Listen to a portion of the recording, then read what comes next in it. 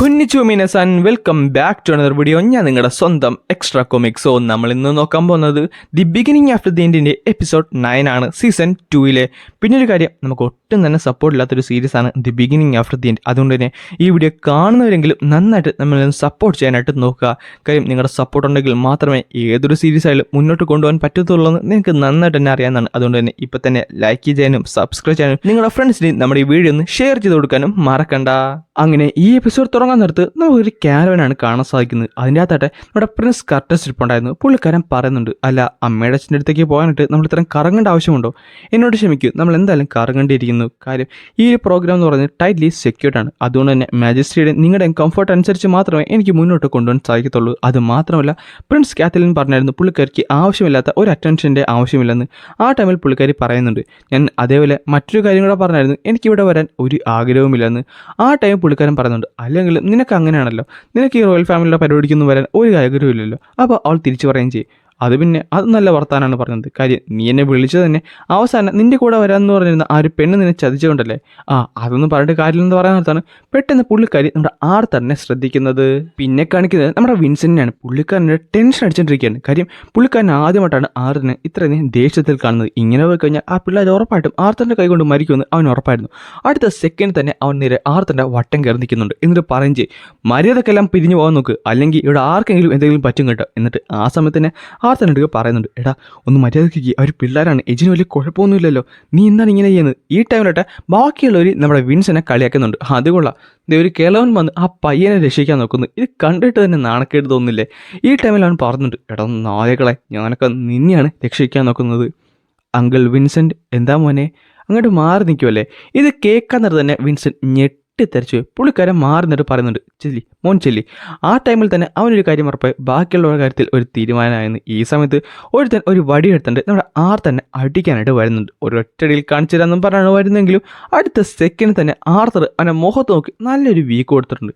ഇത് കാണുന്നിടത്ത് എല്ലാവരും ഞെട്ടി. ഈ ടൈമിൽ തന്നെ ഒരുത്തൻ വേറൊരു വടി എടുത്തിട്ട് വരുന്നുണ്ട്. എന്നിട്ട് പറഞ്ഞു, നിനക്ക് ലക്കുണ്ട് അവൻ്റെ മേത്ത് കൊള്ളിച്ച്, അല്ലാതെ നീ ഇവിടെ ഒന്നും ചെയ്യലെന്ന് പറഞ്ഞുകൊണ്ട് ആർത്തൻ്റെ നേരെ അടുത്തേക്ക് വന്നിട്ട് പുള്ളിക്കാരൻ ഒരു ടെക്നിക്ക് അങ്ങോട്ട് യൂസ് ചെയ്യുന്നുണ്ട്. അത് തന്നെ നീ ഉറപ്പായിട്ടും ഞെട്ടും. കാര്യം ഇത് ദി 1000 സ്റ്റെപ്സ് ആണ്. ഇതെൻ്റെ ഫാമിലി ജനറേഷനായിട്ട് എനിക്ക് പാസ് ചെയ്തു തന്ന സംഭവമാണ്. നിനക്കിത് ഒരിക്കലും പ്രെഡിക്റ്റ് ചെയ്യാൻ സാധിക്കത്തില്ല. ഞാൻ എവിടെ നിന്നാണ് വരുന്നത് നിനക്ക് മനസ്സിലാകത്തില്ലെന്ന് പറഞ്ഞിട്ട് ആർത്തൻ്റെ മുഖത്തേക്ക് അവൻ അറ്റാക്ക് ചെയ്യാൻ വന്ന ആ ഒരു തൊട്ട് സെക്കൻഡ് തന്നെ ആർത്തർ നൈസിലത് ഡോഡിച്ചിട്ടുണ്ട്. ഇത് കാണുന്ന അവൻ ശരിക്കും ഞെട്ടിത്തെറിച്ച് അടുത്ത സെക്കൻഡ് തന്നെ ആ ഒരു വടി കൊണ്ട് അവൻ്റെ ബാക്കിലേക്ക് ഒരു നല്ലൊരു അടി വെച്ച് കൊടുക്കുകയും ചെയ്യും. പക്ഷേ ആർത്തർ അത് മാനെ യൂസ് ചെയ്തുകൊണ്ട് തന്നെ ആ വടി ഒടിഞ്ഞു പോവുകയും ആ ഒരു അറ്റാക്ക് നന്നായിട്ട് അവൻ്റെ മേത്ത് ഏൽക്കുകയും ചെയ്യും. എന്നിട്ട് പറയുന്നുണ്ട്, സോ ഇനി എന്തായാലും എൻ്റെ കൈ തന്നെ യൂസ് ചെയ്യണമല്ലേ? ഇത് കാണുന്ന ജേമിനായിട്ട് പുള്ളിക്കാരൻ എന്നെ ബോക്സിങ് പൊസിഷനിലേക്ക് വന്ന് നിൽക്കുന്നുണ്ട്. എന്നിട്ട് പറഞ്ഞു, അടുത്തൊരു പഞ്ച് നിൻ്റെ ബോധം ഞാൻ കെടുത്തും. പക്ഷേ ആർത്തർ മുന്നേക്ക് നടന്നപ്പോഴാണ് അവനൊരു കാര്യം മനസ്സിലായത്. അവൻ്റെ ഫ്രണ്ടിൽ നിൽക്കുന്നത് നിസ്സാരമായ ഒരു പയ്യനല്ല. കാര്യം അത്രത്തോളം പ്രഷറാണ് ആർത്തറിൻ്റെ ഓരോ അടിയിലും മുന്നോട്ട് വരാൻ നേരത്ത് അവൻ്റെ മേത്ത് ഏൽക്കൊണ്ടിരുന്നത്. പക്ഷേ എന്തും വരട്ടെന്ന് പറഞ്ഞുകൊണ്ട് അവൻ ആർത്തറിനെ പഞ്ച് ചെയ്യാനായിട്ട് പോകുന്നുണ്ടെങ്കിലും അടുത്ത സെക്കൻഡ് തന്നെ ആർത്തറിൻ്റെ പഞ്ച് അവൻ്റെ മുഖത്ത് വന്ന് വീണിട്ടുണ്ട്. എന്നിട്ട് അവനെ ഇടിച്ച് തീർപ്പിച്ച് ദൂരേക്ക് എറിയുന്നുണ്ട്. ഈ സമയത്ത് പുള്ളിക്കാരൻ കഷ്ടപ്പെട്ട് ഒന്ന് എഴുന്നേക്കുന്നുണ്ട്. എന്നിട്ട് പുള്ളിക്കാരൻ മാനെ യൂസ് ചെയ്ത്, അതായത് മാജിക് യൂസ് ചെയ്ത് ആർത്തറിനെ ബാക്കിൽ നിന്ന് അറ്റാക്ക് ചെയ്യുന്നുണ്ട്. ആർത്തറൊന്നും ഇതൊട്ടും പ്രതീക്ഷിച്ചില്ലായിരുന്നു. ആ ടൈമിൽ ആർത്തർ നമ്മുടെ ഏജിൻ്റെ അടുത്തേക്ക് നടന്ന് പോയിട്ടുണ്ടായിരുന്നു.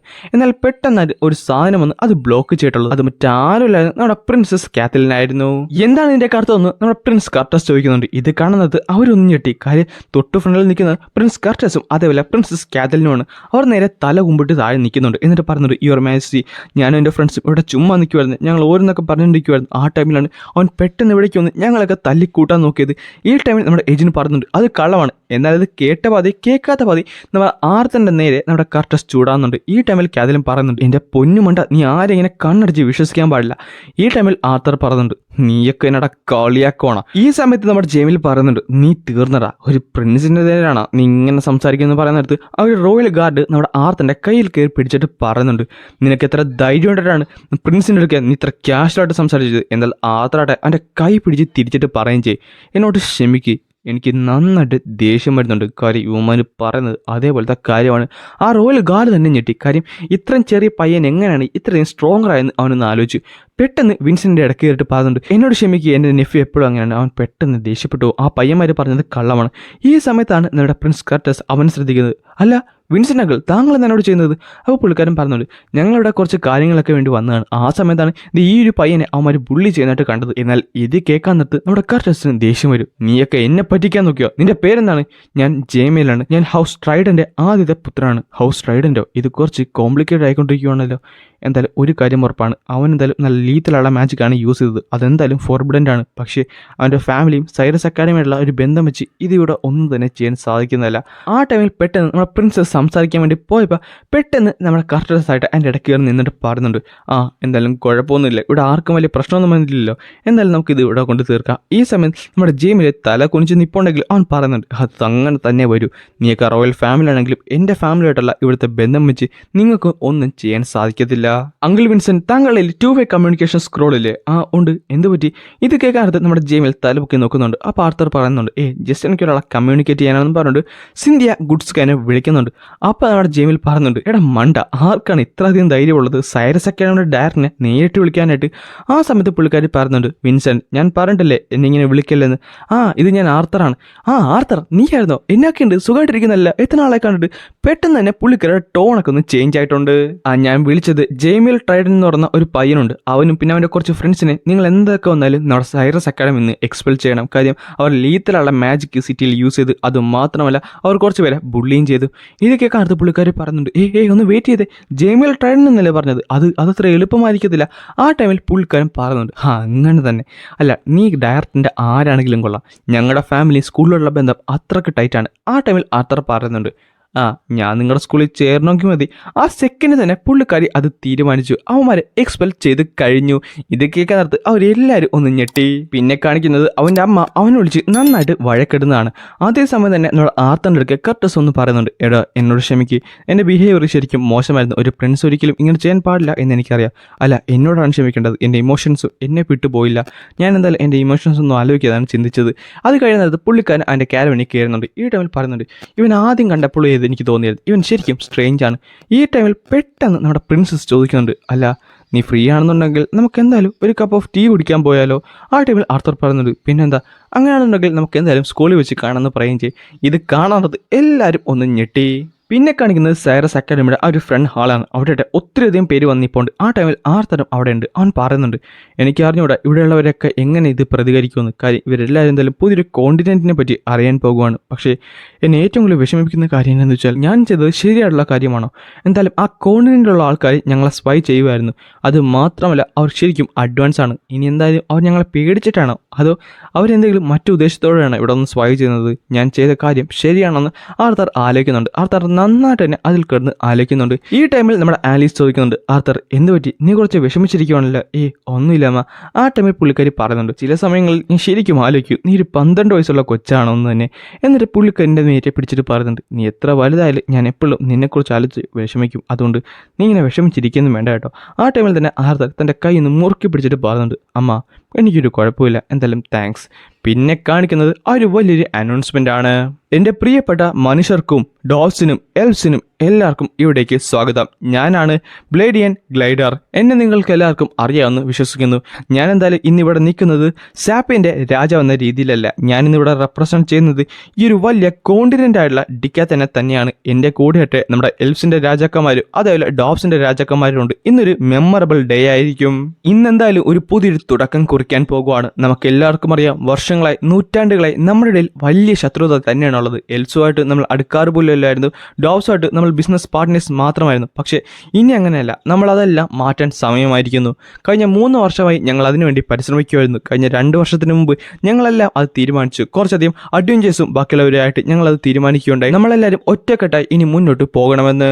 അതിനായിട്ട് ലാസ്റ്റ് ഇയർ ഞങ്ങളൊരു മൈൽ സ്റ്റോൺ കൂടെ സെറ്റ് ചെയ്തു. അതായത് സൈറസ് അക്കാഡമിയിലേക്ക് എല്ലാ സ്റ്റുഡൻസിനെയും വെൽക്കം ചെയ്യുവാണ്. കിങ്ഡം ഓഫ് ഡാർഫിൽ നിന്നും എൽനിയോറിൽ നിന്നും അതേപോലെ സാപ്പിൽ നിന്നും എല്ലാത്തിൽ നിന്നും നമ്മൾ എല്ലാവരും കൂടെ ഒറ്റക്കെട്ടായിട്ട് ഇനി മുന്നേറാൻ പോകുവാണ്. ഒരു പുതിയൊരു ജനറേഷൻ മേജേഴ്സിൻ്റെ, ഫ്രണ്ട്സിൻ്റെ, പവേഴ്സിൻ്റെ അതേപോലെ വളരെ നല്ല മെമ്മറീസ് ഉള്ള ഒരു പുതിയൊരു നല്ലൊരു യങ് ജനറേഷനെ നമ്മൾ വാർത്തെടുക്കാൻ പോകുവാണ്. നമ്മുടെ ഇടയിലെ ആ ശത്രുതനെ തുടച്ചു മാറ്റാൻ സമയമായിരിക്കുന്നു. അതുകൊണ്ട് ഇനി നമ്മൾ ഒറ്റയ്ക്കല്ല, നമ്മൾ എല്ലാവരും ഒരുമിച്ചാണുള്ളത്. എന്തായാലും ഞാൻ എൻ്റെ പ്രിയ സുഹൃത്തായുള്ള നമ്മുടെ എൽഫ്സിൻ്റെ രാജാവിനെ ഇവിടേക്ക് ക്ഷണിക്കുവാന്ന് പറഞ്ഞുകൊണ്ട് നമ്മുടെ എൽഫ്സിൻ്റെ രാജാവ് അവിടേക്ക് നടന്നു വരുന്നുണ്ട്.